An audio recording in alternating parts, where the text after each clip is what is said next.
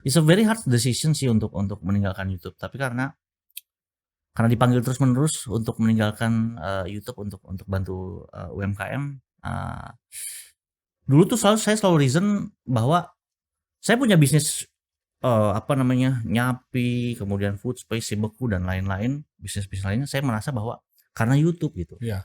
And then dulu di salah satu doa saya diingatkan bahwa ternyata saya punya bisnis ini bukan karena YouTube, tapi karena Tuhan yang kasih. Masa lu nggak nurut sama Tuhannya? Ya udahlah.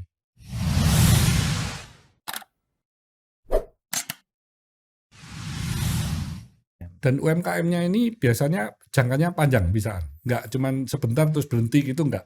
Panjang. Oh. Ada yang setahun, ada yang udah 2 tahun dari Oh, awal sama kontrak, kita. jadi kontrak di awal gitu? Kita nggak ada kontrak. Per bulan aja transaksi. Soalnya dulu saya digital agency harus kontrak. Cuma kan UMKM dibilang wah kontrak belum tentu, hasilnya belum tentu ya kan. Suruh kontrak 3 bulan lagi. Iya. Jadi kalau kita ngertilah kebutuhannya UMKM. Ya kalau mau transaksi sebulan lagi ada budget ya pakai kita. Ada berapa banyak UMKM sekarang yang ditanganin? Sekarang ini bulan ini ya kita sekitar 100 UMKM. 100 UMKM. Dan itu bisa nambah setiap bulan ya? Iya, yes. Kita positive growth di 20%-an setiap bulan. Dengan marketing seadanya ya. Karena kita modalnya ya kalau lagi untungnya lagi banyak ya kita marketing lebih gede. Kalau lagi enggak ya udah marketingnya santai-santai aja lah. Nah, kan gitu. Ada sharing-sharing juga kalau Edo sudah enggak jadi YouTuber gitu ya? Yes, memang. Itu kenapa? Itu sejak kapan itu? Sejak 2020. Oh, sejak you mulai fokus di social brand? Yes, betul. Terus you nggak mau di YouTube lagi gitu? Kenapa ya? Kak, saya berarti you nggak aktif, saya aktif gitu ya? Iya. Saya baru aktif di akhir 2020. Iya. Di pandemi saya masih fokus di bisnis. Yes. Habis itu saya melihat, wah ini bisa sharing-sharing di YouTube untuk para pengusaha atau para milenial yang ingin berbisnis. Itu keren berarti kita. Jadi akhirnya terus saya sharing. Saya justru melihat, wah ini kok saya nggak bisa nih, ketemu orang nggak bisa. Terus mereka banyak yang minta saya jadi mentor. Ya udahlah, saya sharing, you dengerin aja. Biar di luaran juga, maksud saya imbang antara yang negatif think dengan yang positif think gitu. Yes. Itu juga ya yang saya coba bangun. Tapi positive think kan susah itu untuk naiknya. Karena itu kita main quantity. Iya. Makanya kita bina mitra-mitra ini supaya jadi positive content creator. Masalahnya content creator ini sekarang kan persaingan sangat fierce ya. Sebulan itu mereka belum tentu dapat endorse loh. Kalau sebulan nggak dapat endorse, mereka nggak dapat duit sama sekali. Akhirnya mereka mikir dia lihat, oh yang dapat endorse tuh yang mana? Oh yang sensasional. Akhirnya mereka jadi terinspirasi ikutin. Oh gue bikin sensasi, habis itu banyak endorse yang datang. Tapi itu kan nggak sustain gitu kan. Kalau mau sustain, ya lu harus bikin konten-konten yang positif gitu. Makanya kita kasih, kalau lu gabung sama social brand, lu bisa dapat penghasilan tetap nih, gitu kan. Jadi mereka nggak kepikiran yang itu, mereka bisa grow positif konten untuk yang sesuai dengan passionnya mereka. Itu yang kita coba imbangin juga. Jadi kembali Edo, kenapa Edo kok jadi YouTube-nya jadi nggak diaktifin gitu? Saya karena saya panggilan sih. Every year saya selalu tanya sama Tuhan saya mau saya ngapain gitu. Dan itu sebenarnya lumayan berat untuk meninggalkan YouTube. Karena ya YouTube kita sudah stabil, kita udah punya tim juga dan segala macam. It's very hard. You sudah hampir 10 tahunan juga itu kan? Yes. Dan subscribe-nya juga sudah jutaan? Yes, puji Tuhan. Ada 3,8 juta. Iya. It's a very hard decision sih untuk meninggalkan YouTube. Tapi karena dipanggil terus-menerus untuk meninggalkan YouTube untuk bantu UMKM. Dulu tuh saya selalu reason bahwa saya punya bisnis apa namanya Nyapi, kemudian Food Space, Beku dan lain-lain, bisnis-bisnis lainnya saya merasa bahwa karena YouTube gitu. And then dulu di salah satu doa saya diingatkan bahwa ternyata saya punya bisnis ini bukan karena YouTube, tapi karena Tuhan yang kasih. Masa lu nggak nurut sama Tuhannya? Ya udahlah. Dari situ udah mau nangis ya udahlah, tinggalkan YouTube. Fokus di social brand ya, puji Tuhan. Saya percaya kalau purpose-nya benar, nurut sama Tuhan, ya dibukakan terus jalannya sampai sekarang. Nggak, Liu melihat ada sesuatu yang negatif di YouTube-nya? Atau harus kasih konten-konten yang menjurus ke Di satu sisi negatif atau apa? Kenapa? di satu sisi itu nggak bisa kita hindari karena pasti ada sisi buruk dari setiap hal juga. Kalau kita lihat dari sisi buruknya pasti ada sisi buruknya. Ya sekarang kan banyak konten-konten yang lebih sensasional, yang lebih viral, yang lebih banyak viewersnya.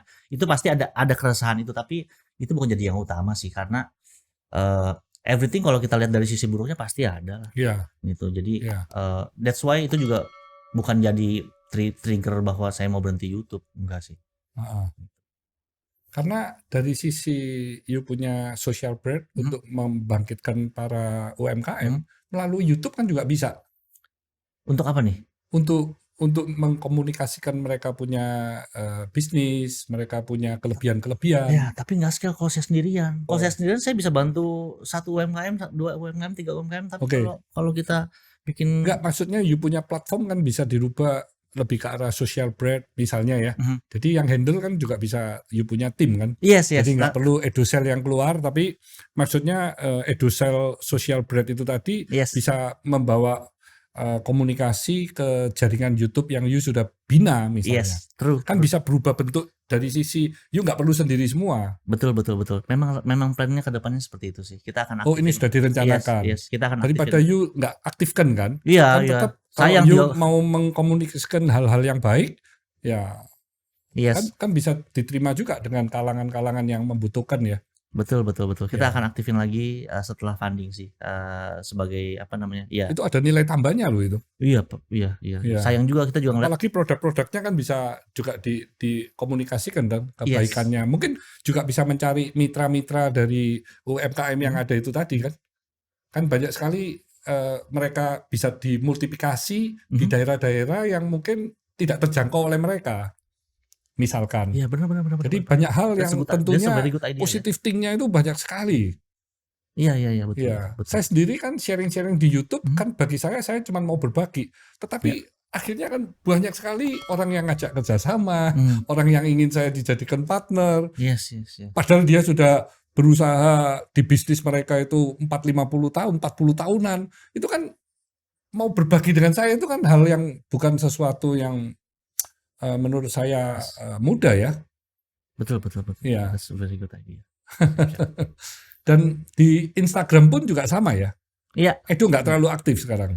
Masih Instagram kalau kita kan belajar algoritma, kita belajar statistik, dapat data. Kebetulan juga kan hubungan saya sama Instagram cukup baik ya.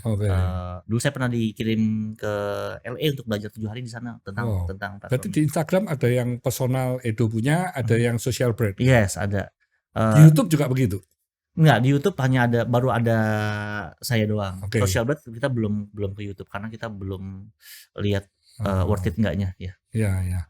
Ya, kita coba edukasi terus teman-teman UMKM ya. Kayak kemarin Idea Cloud kan keren banget kan, mengubah pedagang menjadi pebisnis gitu. Iya. Itu juga yang sebenarnya kita mau lakukan di komunitas UMKM kita. Ya, kita edukasi mereka cara bikin produk, manage karyawan dan lain-lain supaya mereka level up juga.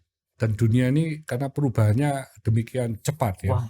Jadi semua milenial, generasi Z maupun nanti next generasi A itu sesuai dengan apa yang mereka inginkan, passionnya apa. Nah itu apa yang bisa berbagi, yang bisa diberikan kepada masyarakat kan. Di situ kan bisa terbuka lebar. Dan setiap orang kan pasti unik. Satu sama lain kan nggak sama. Betul. Jadi bukan mengcopy apa yang dikerjakan, tapi mendapatkan ide-ide seperti yang you tadi ngomongkan, purpose dari masing-masing orang itu yang benar-benar harus dicari tahu oleh orang tersebut. Dia ingin menjadi apa tuh yang bisa meninggalkan legacy itu tadi kan. Nah dari situ akhirnya you harus melakukan apa supaya bisa meraih itu. Itu kan mission yang you punya seumur hidup kan. Betul. Tinggal visinya aja, you mau tiap 5 tahun silakan. Karena visi itu bisa berubah-ubah terus kan. Betul. Jadi memang apa yang sudah dilakukan Edo ini luar biasa ini. Aduh, baru mulai ini kita. Gitu ya. Baru mulai. Tapi you juga sekarang kalau sharing-sharing kan jangan jadi YouTuber gitu, pernah terucapkan gitu ya. Yes. Kenapa saya bilang jangan jadi YouTubers? Karena sudah terlambat. Sekarang ini zamannya TikTok. TikTok ini pengguna terbanyak di pengguna terbanyaknya, negara kedua yang terbanyak adalah Indonesia. Pertama US, yang kedua tuh Indonesia. Bukan China? Bukan. Dia kan berasal dari China. Kalau di China namanya Douyin. Itu sama satu company dengan TikTok. Mirip bentuknya persis, cuma dia punya algoritma sedikit berbeda. Jadi TikTok ini tidak ada di China? Tidak ada. Jadi kalau kenapa nggak boleh dia? Nggak boleh. Kalau di China, Douyin itu di curate sama pemerintah, isinya edukasi. Kalau kita joget-joget kan. Tapi kalau di China nggak boleh, isinya harus jadi edukasi. TikTok ini khusus di luar Cina. Yes. Padahal milik dari negara China. Betul. Wah.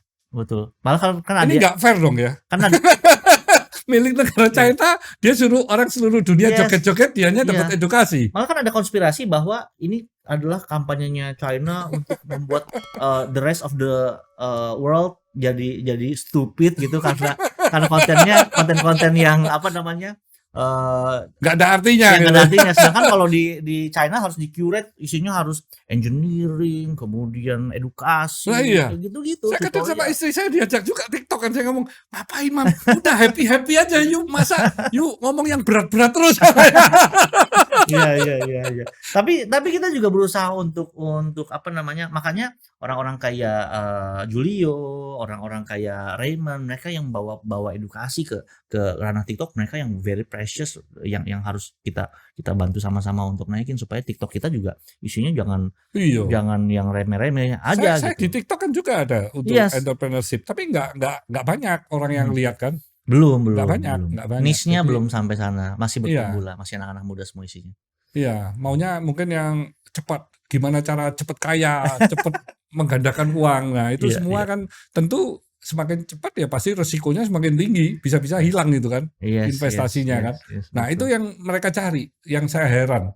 Jadi bahaya sekali ya. Dan biasanya mungkin pakai flexing, pakai kasih data-data kalau dia untungnya besar. Jadi itu sekali nggak kena, 2 kali, 3 kali, 4 kali diajak makan-makan, kena terus habis itu.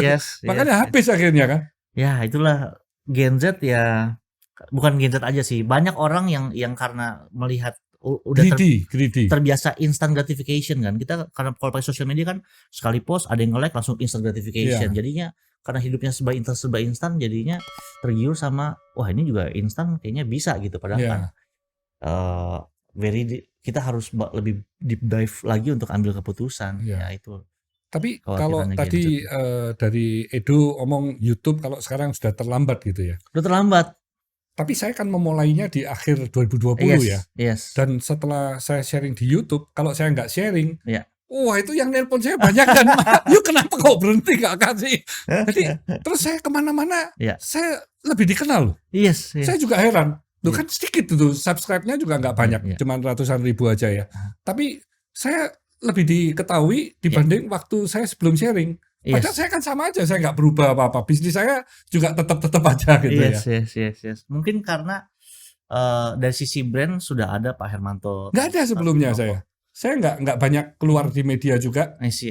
Saya tapi kan banyak orang yang waktu pandemi itu Pak, ayo Pak diajari dong. Saya ngomong gila kalau ngajarin segitu banyak, waktu saya untuk bisnis saya, untuk keluarga saya gimana? Ya udah saya sharing aja, platformnya yang ada YouTube, ya udah saya di YouTube. Karena di Instagram katanya nggak bisa, kan itu cuma foto-foto apa ya. Jadi waktu itu di Instagram saya sudah ada. Tapi di YouTube lebih apa ya, banyak orang yang belajar dari sana. Yes. Dibandingkan dengan Instagram waktu itu. Kalau TikTok saya kan nggak ada memangnya. Lebih ke niche marketnya masing-masing sih ya. Maksudnya kalau YouTube ya pasti jauh lebih mature, as a mature platform, orang-orangnya penontonnya juga lebih mature. Kalau TikTok kan karena apa namanya isinya anak-anak Gen Z ya, konsumsi mereka, caranya mereka juga seperti itu gitu. Jadi finding the right niche, the right platform untuk tiap individu memang berbeda-beda. Tapi kalau saya ngomong secara general, udah pasti jangan mulai di YouTube sekarang, apalagi maksudnya mulai di YouTube sekarang kalau lu belum siapa-siapa, nggak punya kapital besar, jangan mulai di YouTube. Karena kalau zamannya saya pakai webcam itu orang masih mau nonton. Zaman sekarang kalau mau mulai YouTube lu minimal harus punya gear yang oke, kalau orang nggak mau nonton. Soundnya juga harus bagus gitu. Betul. Nah, itu ada itu komen-komen di awal-awal saya ini suaranya nggak bagus ini ngomong apa. Betul. Terus, wah Bapak kok banyak ngomong. Wah, itu komen-komen banyak sekali. Saya ngomong, wah, ini saya kan cuma sharing kan diskusi. Saya kan bukan mau cari uang dari YouTube. Yes. Jadi kalau mau mulai sekarang harus ada kapitalnya. Jadi kalau saya bilang anak-anak muda pasti jangan di YouTube. Jangan di YouTube nanti. Gitu ya, karena dia untuk naikkan itu nggak gampang. Soalnya kan kalau di TikTok lebih cepat gitu maksudnya. Di TikTok itu kan selain lebih cepat, modalnya cuma handphone doang. Udah jadi aja. Kalau di YouTube ada investasinya. Ke digital tapi nggak di YouTube tapi di TikTok. Yes, betul. Tapi di YouTube sendiri yang seperti yang sudah terkenal apalagi artis-artis itu naiknya kan cepet-cepet itu. Yes, betul. Saya lihat cepet banget. Mereka udah punya marketnya sendiri. Itu yang jadi kekhawatiran dari teman-teman YouTubers yang akhirnya banyak meninggalkan YouTube juga kan, karena ya mereka udah ngebangun komunitas ini dari awal, kemudian tiba-tiba artis masuk dengan membawa marketnya sendiri secara algoritma kan spike. Begitu spike langsung dinilai sama YouTube, wah ini YouTubers yang bagus nih, akhirnya direkomendasikan, akhirnya kan muter terus gitu. Bagus spike lagi, udah direkomendasikan makin banyak lagi yang nonton, ya begitu terus. Jadinya makanya memang itu juga yang saya sarankan sama teman-teman kreator baru, mulai di TikTok, build your audience di TikTok, baru nanti lu bikin YouTube, karena di YouTube ada AdSense-nya, pindahin pakai skemanya si para artis-artis ini kayak gitu. Jadi cuman itu advice saja. Jadi bukan you artinya jangan jadi YouTuber gitu, bukan. Tapi disalahartikan. Nanti saya lagi diomelin sama partner-partner saya di YouTube. Halo Mas Giri. Iya. Tapi memang sekarang ini bersaing sangat ketat ya antara YouTuber, TikTok maupun Insta ya. Yes. Insta dengan Facebook ya. Iya. Tapi sekarang memang kita nggak bisa bohong sih, memang datanya TikTok lagi tinggi banget. Sekarang apalagi udah bisa live shopping langsung, bayar pakai GoPay langsung belanja langsung dikirim gitu kan. Sekarang udah ada TikTok Shop. Kemarin juga baru ada berita Shopee ternyata takutnya sama TikTok bukan sama Tokopedia. Wah, gitu ya. Jadi seru banget TikTok ini. Jadi memang perubahan ini demikian cepat ya. Nah, saya sejak pandemi 2 tahunan lebih ini udah nggak pernah lihat TV juga loh. Jadi memang saya juga heran loh ya, dulu saya lihat TV terus ya, terutama berita-berita gitu ya. Sekarang juga udah enggak. Jadi dari sosial media ini sudah lengkap udah. Iya. Digital memang perubahannya. Tapi yang jadi problem digital itu adalah perubahannya cepat banget. Dan yang bisa ngejar ternyata ya anak-anak muda ini, karena mereka punya waktu and mereka masih sponge banget kan, maksudnya ilmu apa bisa serap dengan cepat. Apalagi jaringan ini kan terus diperbaiki terus makin lama makin meningkat ya. Wifi sudah banyak yang free. Mereka kan semuanya jadi free, bisa learning apapun. Saya kemarin bertemu dengan satu staff saya ya. Handphone saya ini terdelete WhatsApp semua berita WhatsApp saya ini yang lama-lama hilang semua, nggak tahu saya mencet salah di mana. Terus diberitahu kan sama IT punya orang, oh you backup aja Pak, mumpung belum hilang. Loh, belum restore di backup. Iya, backup dulu. Oke, saya backup kan. Setelah di backup malah nggak keluar terus. Di restore pun kan beritanya yang sudah WhatsApp yang masih 1-2 hari. Yang lama-lama nggak keluar kan. Iya. Harusnya di restore dulu baru di backup. Makanya saya backup dulu kan. Saya ke tempatnya handphone sama mereka ahli-ahli sama ownernya dipanggilin semua. Nggak bisa tuh, nggak bisa. Akhirnya saya pulang kan. Nah, ketemu sama staff di sosial media. Sama dia, coba Pak saya lihat. Oh, kamu bisa? Ya, coba saya lihat. Diputar. Ternyata WhatsApp chat itu ada tuh disimpan di handphone itu Mas Ian. Dan dia bisa ngidupin. Dikembaliin lagi. Saya ngomong, wih gila. Kamu malah bisa tuh. Yuk belajar dari mana? Dari YouTube Pak. Oh ya? Iya. Semua saya belajar dari YouTube dia ngomong. Saya sampai heran. Wow. Jadi kita mau belajar apapun di YouTube itu bisa dan itu free. Dan akhirnya dia bisa jadi expert ya. Nah, itu saya keliling-keliling nggak ada yang, dia ngomong Pak nggak bisa Pak, udah hilang Pak, Bapak punya data nggak ada semua. Waduh, saya punya chatting nih jadi 0 semua. Tapi akhirnya kembali. Yes. Itulah jadi kita juga merasa bahwa sebenarnya anak muda tuh nggak ada alasan untuk nggak bisa. Nggak bisa. Di YouTube itu bisa belajar apapun itu. Gratis lagi. Iya. Ya nonton ikan lah dikit-dikit lah. Gitu ya. Iya. Ini terima kasih sekali nih Edo ya atas waktunya ini disisipin tetap ngeluangin waktu juga ya. Sama-sama, terima kasih. Jadi di kesempatan ini Edo bisa kasih ini saran, sharing pada ya generasi muda, generasi XYZ lah. Yes. Kok saya selalu bilang sama teman-teman semua yang tim semuanya, kita selalu kasih tahu bahwa you have to find your purpose in life. Yes. Harus tahu sebenarnya Tuhan kasih lu talenta di mana sih, dan sebenarnya Tuhan maunya apa sih yang bisa lakukan untuk talenta ini. Dan kita percaya bukan cuma soal uang aja, tapi pada saat kita do our purpose making impact, ya duit datang sendiri kok ke kita. Selama kita punya value, pasti orang mau beli value-nya kita kan. Jadi ya find your purpose, find your passion, find your talents, dan selalu percaya bahwa dunia ini nggak butuh lebih banyak orang sukses, tapi dunia ini butuh lebih banyak orang baik. Wah, luar biasa. Thank you so much Edusel. Ya, thank you so much ya. Jadi itu sobat sukses, you masing-masing harus mencari tahu ya, udah dikasih PR ini sama Edusel, apa sih you punya purpose atau tujuan hidup yang bisa bermakna bagi banyak orang. Cari tahu keahlian you apa yang memang dibutuhkan oleh banyak orang tadi. Jadi jangan hanya memikir uang dan uang saja, tapi cobalah berbagi, cobalah memberi, yang mana otomatis kalau semakin banyak orang yang terbantukan, akhirnya hidup you sendiri juga akan terberkati gitu ya. Jadi ini adalah satu advice yang luar biasa. Terima kasih Edo. Terima kasih. Sukses untuk Edo ya. Amin. Sama social brand-nya ya. Sama-sama Pak Hermanto. Luar biasa. Oke, stay humble, stay positive, stay on fire.